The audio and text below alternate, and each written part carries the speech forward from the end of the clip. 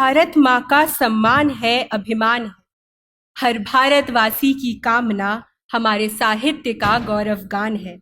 हिंदी हमारी मातृभाषा, हमारी संस्कृति की पहचान है। नमस्कार। यहाँ उपस्थित सभी गणमान्य व्यक्तियों, आदरणीय शिक्षक गणों एवं मेरे साथियों को हिंदी दिवस की हृदयंगम शुभकामनाएं। भारतीय परिषद मिरांडा हाउस की ओर से मैं अभया आज के हमारे इस कार्यक्रम में आप सभी का हार्दिक अभिनंदन करती हूँ। कार्यक्रम को आगे बढ़ाने के लिए अब मैं स्तुति को आमंत्रित करती हूँ। नमस्कार। भारतीय परिषद मिरांडा हाउस की ओर से मैं स्तुति वाजपेयी आप सभी का इस वक्तव्य में स्वागत करती हूँ। आप सभी को हिंदी दिवस की हार्दिक शुभकामनाएं। हमारे आज के व्याख्यान का विषय है बदलते परिदृश्य में हिंदी, और हमारे बीच मुख्य अतिथि एवं वक्ता के रूप में उपस्थित हैं वे जो अपने नाम के ही अनुरूप हैं, डॉक्टर विकास दिव्यकीर्ति। चाहता तो बच सकता था, मगर कैसे बच सकता था, जो बचेगा कैसे रचेगा। पूर्णतः सटीक हैं श्रीकांत वर्मा की ये पंक्तियां जब हम आपके जैसे व्यक्तित्व का परिचय देते हैं। आपका बचपन एवं स्कूली शिक्षा दीक्षा हरियाणा से पूर्ण हुई। आपके पिता हिंदी के प्राध्यापक व माता हिंदी की अध्यापिका रहीं, अतः ये कहना गलत नहीं होगा कि हिंदी आपको विरासत में मिली। सन 1990 में आप दिल्ली आए। अपने व्यावसायिक जीवन की शुरुआत दिल्ली विश्वविद्यालय से हिंदी के प्राध्यापक के रूप में की। भारतीय प्रशासनिक सेवा की परीक्षा को उत्तीर्ण करने की दौड़ में खड़े हजारों विद्यार्थियों के आप आदर्श हैं। सन 1996 में आपने अपने प्रथम प्रयास में ही भारतीय प्रशासनिक सेवा में चयनित होकर गृह मंत्रालय में भारत सरकार के राजभाषा विभाग में डेस्क ऑफिसर का पद संभाला। तत्पश्चात सन 1999 से आपने आधिकारिक रूप से यूपीएससी परीक्षार्थियों को पढ़ाना आरंभ किया एवं लोक प्रचलित संस्था दृष्टि आईएएस की स्थापना की। वर्तमान में आप दृष्टि के प्रबंध निदेशक के रूप में कार्यरत हैं। आपने अपने एक वक्तव्य में कहा था, हिंदी आत्मा की भाषा है। आपके इस कथन से यह तो विदित है कि आपका और हिंदी भाषा का संबंध कितना गहरा है। बचपन से हिंदी भाषी परिवेश में पले बड़े होने के फलस्वरूप आपने हिंदी को हर रूप से आत्मसात किया है। अब मैं आपसे आग्रह करूंगी कि कृपया आप अपने वक्तव्य से हम सभी का ज्ञानवर्धन करें।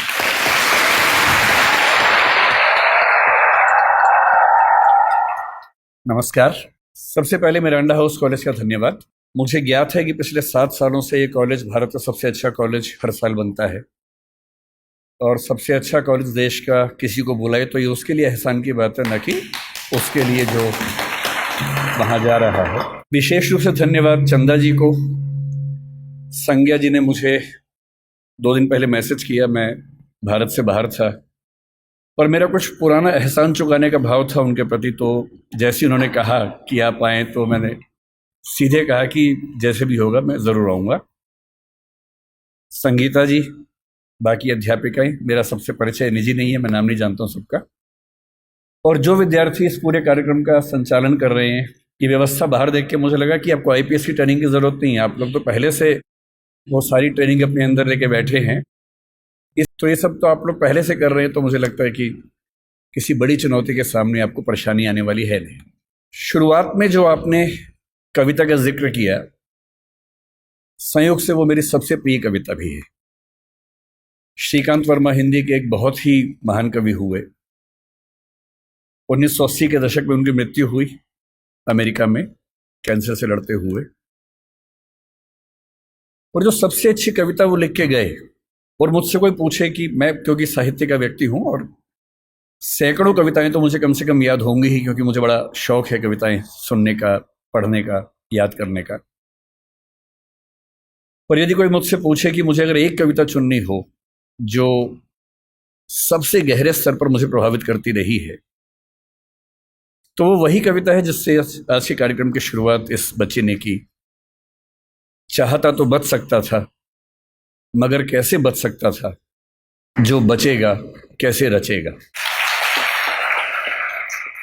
पहले मैं झुलसा चिटकने लगा, चाहता तो कराह सकता था, मगर कैसे कराह सकता था, जो कराहेगा कैसे निभाएगा। और ये कविता कई ऐसे संदर्भों को लेकर आगे बढ़ती है और हर संदर्भ में जीवन का एक बड़ा महत्वपूर्ण पहलू हमारे सामने आता है। मुझे खुशी है कि इस कॉलेज ने मुझे जिस विषय पर बात करने के लिए बुलाया है वो विषय भाषा का विषय है। The number one serum by Garnier. हम सब अलग, पर हमें चाहिए ब्राइट स्किन। भाषा को लेकर मेरी राय का जिक्र परिचय में हुआ ही है। मैं ये मानता हूं कि हर भाषा आत्मा की भाषा नहीं होती है, भाषाओं के बहुत सारे काम होते हैं। अंग्रेजी भी मेरे लिए बड़ी प्रिय भाषा है, हिंदी प्रिय भाषा है, सारी भाषाएं प्रिय हैं। मैं उन लोगों में नहीं हूं जो किसी एक से प्रेम करने के लिए बाकी सबसे नफरत करना पसंद करता हो। मैं सबसे प्रेम करना पसंद करता हूं और उसमें हिंदी मेरी मातृभाषा है। तो जो प्यार माँ से होता है वो हिंदी से है, ये कहने में मुझे दुनिया के किसी भी मंच पर ना संकोच है, ना झिझक है, ना कोई भय है। तो हिंदी मेरी माँ है और माँ के मामले में न समझौते होते हैं, न चयन की सुविधाएं होती हैं, न चयन की जरूरत होती है। पर हिंदी मेरी माँ है का मतलब ये नहीं है कि तेलुगु मेरे दुश्मन है, या कि उर्दू मेरे दुश्मन है, या अंग्रेजी मेरे दुश्मन है।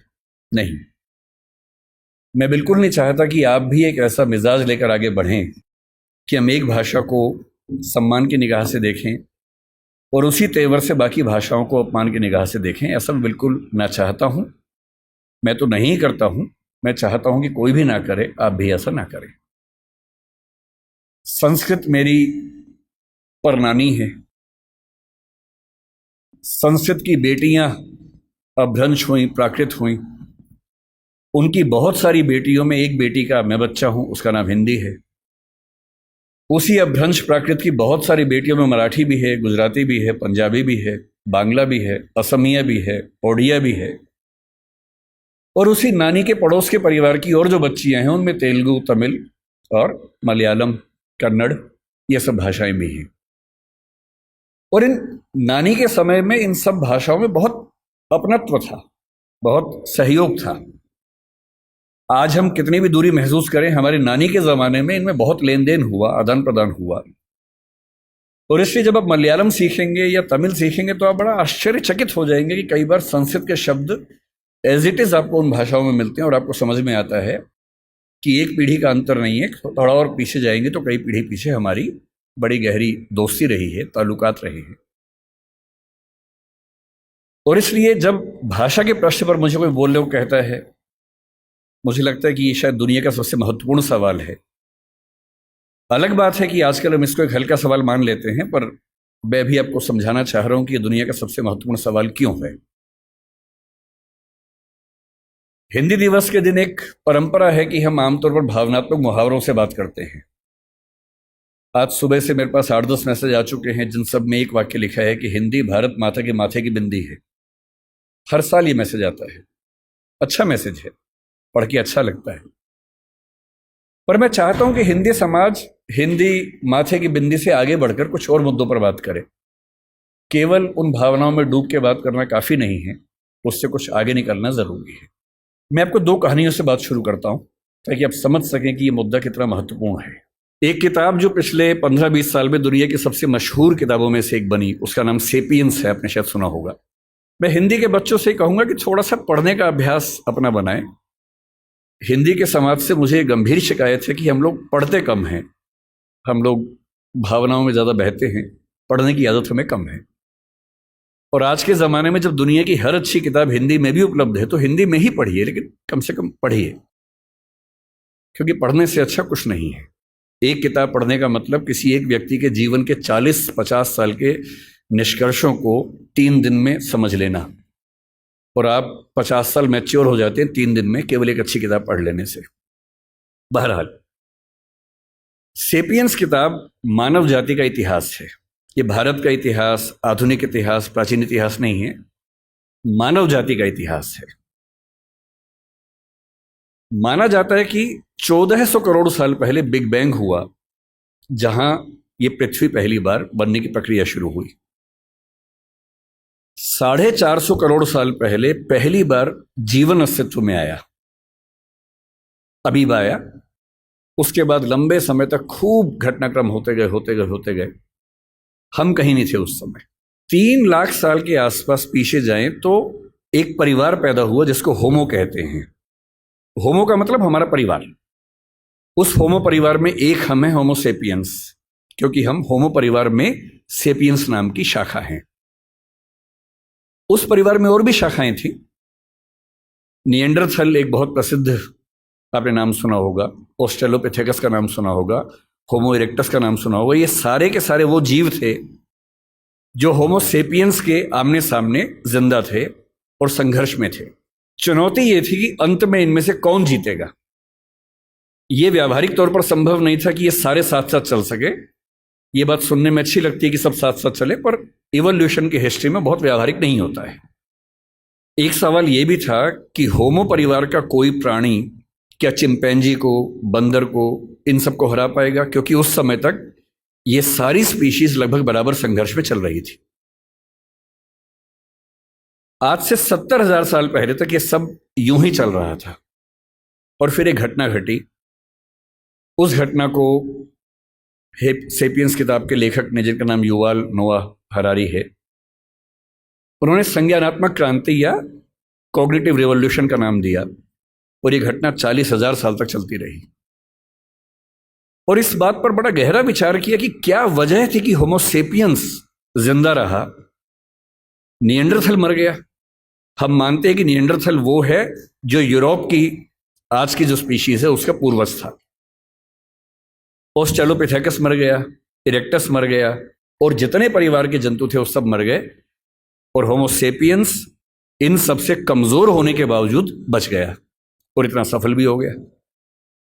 निएंडरथल के बारे में उसने लिखा कि अगर आमने सामने आ जाएं तो निएंडरथल होमो सेपियंस को मार मार के अधमरा कर सकता था, वो इतना ताकतवर था। उसके बाद भी खत्म हो गया। क्यों खत्म हो गया? और तब आता है वो सिद्धांत जो आज की इस डिस्कशन की शुरुआत का बिंदु है। होमो सेपियंस इसलिए जिंदा रहा क्योंकि उसके पास भाषा की क्षमता थी। भाषा की क्षमता बाकियों के पास भी थी, चिंपैंजी के पास भी है, बंदर के पास भी है, पर बंदरों पर खूब प्रयोग हुए।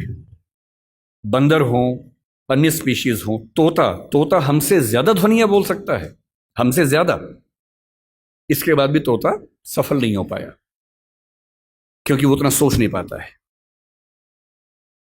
चिंपैंजी की भाषा, बंदर की भाषा, निएंडरथल की भाषा सीमित भाषाएं थी। वो एक आवाज में पूरा एक वाक्य बोलते थे और ऐसे प्रयोग आज भी होते हैं। अगर आप जंगलों की आवाजें सुनेंगे तो बंदरों की एक आवाज का मतलब एक पूरा सेंटेंस होता है। जैसे एक आवाज का मतलब है कि शेर आया, जैसे एक बंदर आवाज निकालेगा सारे बंदर पेड़ पर चढ़ जाएंगे। फिर दूसरी आवाज का मतलब होगा शेर चला गया, वो सुन के सब उतर जाएंगे नीचे। भाषा वैज्ञानिकों ने वो आवाजें रिकॉर्ड कर ली और एक बार अच्छे म्यूजिक सिस्टम से एक जंगल में जाके आवाज प्ले कर दी, शेर आया, और वो आवाज सुनते सारे बंदर पेड़ के ऊपर चढ़ गए और फिर आपस में देख रहे थे किसने बोला। और 10-15 मिनट के बाद दूसरी आवाज प्ले की, शेर चला गया, सारे बंदर नीचे उतर गए। एक आवाज, एक वाक्य।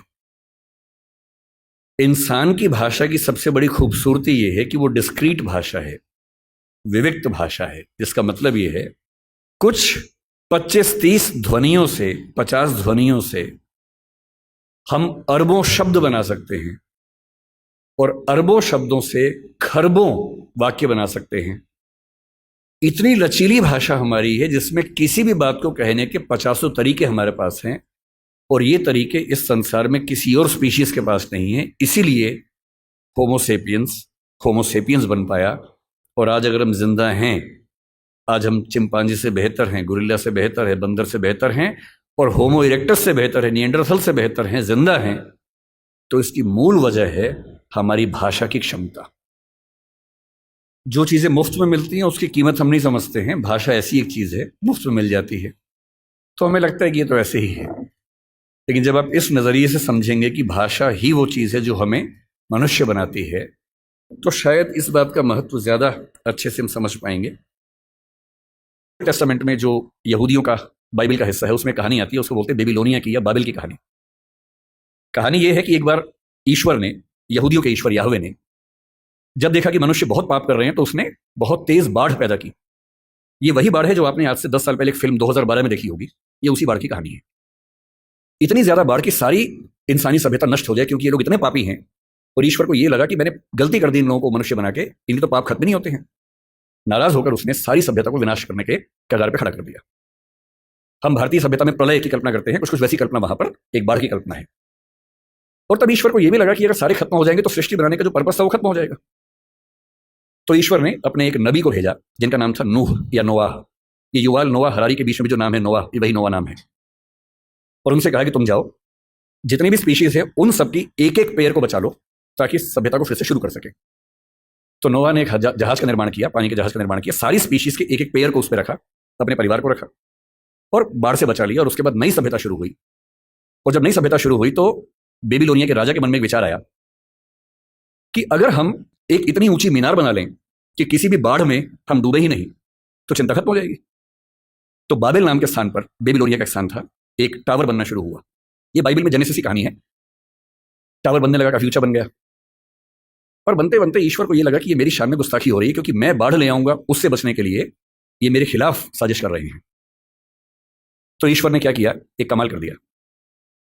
उसने उस टावर पर काम करने वाले व्यक्तियों और बाकी व्यक्तियों को भाषाओं में बांट दिया ताकि वो एक दूसरे की बात ना समझ सके। और एक कहानी चलती है कि अगर आप चाहते हैं कि सारे मनुष्य एक ना हो तो उनको भाषाओं में बांट दीजिए। और उसके बाद से आज तक सारे मनुष्य आपस में झगड़ा कर रहे हैं। ये कहानी ऐतिहासिक रूप से कितनी सही है मुझे नहीं पता, मिथक है, धर्म की बात है, पर ऐसी कहानियां किसी कंसेप्ट को समझने के लिए बहुत काम की कहानियां होती हैं। और जब मैं भाषा के प्रश्न को देखता हूं तो मैं दो नजरियों से देखना पसंद करता हूं। पहली बात, भाषा वो है जो हमें मनुष्य बनाती है। और इस संसार में जहां 3 ट्रिलियन या 1 ट्रिलियन स्पीशीज संघर्ष करती हैं उनमें हमें सबसे ज्यादा मजबूत बनाती है। और दूसरा, भाषा वो संरचना है जो दुनिया को बांटती है और क्योंकि बांटती है तो बहुत सारे संघर्षों को जन्म देती है। लोग कहते हैं कि धर्म बहुत ताकतवर है, जाति बहुत ताकतवर है। मेरी नजरिए में भाषा सबसे ताकतवर है। अगर धर्म बहुत ताकतवर होता तो पाकिस्तान बनने के बाद बांग्लादेश की जरूरत क्यों पड़ती? मुसलमानों के लिए नया देश चाहिए तो पाकिस्तान बन गया। पाकिस्तान और बांग्लादेश में मुसलमान ही तो थे। अंतर क्या था कि एक तरफ के मुसलमान उर्दू और पंजाबी बोलते हैं, एक तरफ के मुसलमान बांग्ला बोलते हैं। बांग्ला भाषी मुसलमान उर्दू भाषी मुसलमान के साथ एक नहीं हो पाएगा, इसलिए उसको नए देश की जरूरत है। और बांग्लादेश इसलिए बना। आप श्रीलंका के झगड़े को कितना भी हिंदू और बौद्ध झगड़ा कह लीजिए, दरअसल वो तमिल और सिंगली भाषाओं का झगड़ा है। ये जो भाषाओं के झगड़े हैं, और भाषाओं का एक अस्तित्व होता है, जैसे मनुष्यों के जीवन में वक्र है, कभी सफल कभी विफल, ऐसी भाषाओं का जीवन होता है। आज से 300 साल पहले ब्रज भाषा का जो जोर था, कोई सोच सकता था कि 300 साल बाद उसका नाम लेने वाला कोई बचेगा नहीं। ब्रज भाषा के नाम में भाषा है, वो बोली बन गई, और खड़ी बोली के नाम में बोली है, वो भाषा बन गई। तो इतिहास के दौर की बात है। इतिहास का कौन सा दौर किस भाषा को कहां से कहां उठा के ले जाएगा। जब पुर्तगाली यूरोप से निकले थे दुनिया पर कब्जा करने के लिए, उन्हें लगता होगा कि पुर्तगाली दुनिया की महान भाषा बनेगी। बाद में फ्रांसीसियों ने, हॉलैंड के डच लोगों ने, अंग्रेजों ने आपस में झगड़े किए, फ्रेंच लोगों ने झगड़े किए। उन झगड़ों में संयोग से अंग्रेजी जीत गई। और क्योंकि अंग्रेजी जीत गई, क्योंकि अंग्रेजी का असर भारत पे पड़ा, अंग्रेजी का असर अमेरिका पे पड़ा, अंग्रेजी का असर अफ्रीका पर ज्यादा पड़ा, इसलिए आज अंग्रेजी दुनिया की सबसे प्रसिद्ध भाषा है, प्रचलित भाषा है। ऐसा थोड़ा ना कि अंग्रेजी बहुत महान भाषा है, भाषाएं सारी महान है। और अगर तकनीकी तौर पर देखें तो हिंदी भाषा वैज्ञानिक तौर पर अंग्रेजी से बेहतर भाषा है। केवल शब्दावली के अभाव को पीछे छोड़ दें, चाहे वो ध्वनि का मामला हो, फोनेटिक्स का मामला हो, सिंटेक्स का मामला हो, भाषा विज्ञान के किसी भी स्तर पर देखें तो हिंदी अपनी वैज्ञानिकता में अंग्रेजी से कहीं भी कम नहीं है, कई मामलों में बेहतर है। इसलिए कौन सी भाषा का कितना राज होने वाला है, यह बात तय होती है केवल इस बात से कि उस भाषा के समाज की दुनिया पर क्या पकड़ है, कौन उपनिवेश की भाषा बनी, कौन साम्राज्य की भाषा बनी, किस भाषा में ज्यादा विकास हुआ, किस भाषा में कम विकास हुआ। संयोग की बात है कि आज हम एक ऐसी दुनिया में है, ग्लोबल दुनिया में, जहां अंग्रेजी का वर्चस्व है। अंग्रेजी से दिक्कत ना आपको होनी चाहिए ना मुझे होनी चाहिए। हम हर भाषा का सम्मान करें, उससे फायदा उठाएं, सीखें, अपने काम का लाभ लें। कि किसी भी भाषा के साहित्य को, साहित्य में थोड़ी दिक्कत आ सकती है, ज्ञान विज्ञान की बात कर लेते हैं। किसी भी भाषा के ज्ञान विज्ञान को आसानी से पढ़ सकेंगे। अगर मैं शिक्षा मंत्री बन गया, जो कि मैं नहीं बनूंगा, मैं जानता हूं, क्योंकि लोग क्लिप काट के चलाएंगे कि देखो बनना चाह रहा है ना। अगर ऐसा कभी हुआ तो मैं सुनिश्चित करूंगा भारत के हर विश्वविद्यालय में हर ज्ञान की चीज हर भाषा में उपलब्ध हो। और 20-25 साल लगेंगे, जिस दिन हिंदी, मराठी, तमिल बच्चों को समझ में आ गया कि उनकी भाषाओं में भविष्य है, वो अपनी भाषाओं में पढ़ के आग लगा देंगे। ऐसी ऐसी रिसर्च करेंगे, अभी हम कल्पना नहीं कर सकते हैं। और जिस दिन सारी भाषाओं में आत्मसम्मान का भाव आ गया, रिसर्च होने लगी, पढ़ाई होने लगी, उसके बाद आप देखिए फिर क्या होता है। क्यों आपको उच्च अध्ययन के लिए केवल JNU या अशोका समझ में आता है, जहां अंग्रेजी में ही चीजें मिल पाती हैं? क्यों ऐसा नहीं होता कि कुछ ऐसे विश्वविद्यालय हो जहां हिंदी में इतने स्तर के ज्ञान की बातें होती हों जो दुनिया के बेस्ट यूनिवर्सिटीज के लेवल की बातें हैं? क्यों हार्वर्ड जैसा स्ट्रक्चर हिंदी में नहीं बन सकता, येल नहीं बन सकता? एकदम बन सकता है। लेकिन सरकार को 20-25 साल ताकत लगानी होगी, एक विजन रखना होगा, और जो तकनीकें हमारे ज़माने में आ चुकी हैं उन तकनीकों के होते हुए ये बिल्कुल मुश्किल काम नहीं है, एकदम आसान काम है। बस एक विजन हो, दृढ़ इच्छा शक्ति हो, और 20-25 साल का समय, एक पीढ़ी गुजरने का समय। आप ऐसे चेंजेस 2 दिन में नहीं कर सकते, एक पीढ़ी लगती है, और हर पीढ़ी के साथ वो चेंजेस आपको नजर आते हैं। मैं ये करूँगा। बहुत बहुत शुक्रिया सर।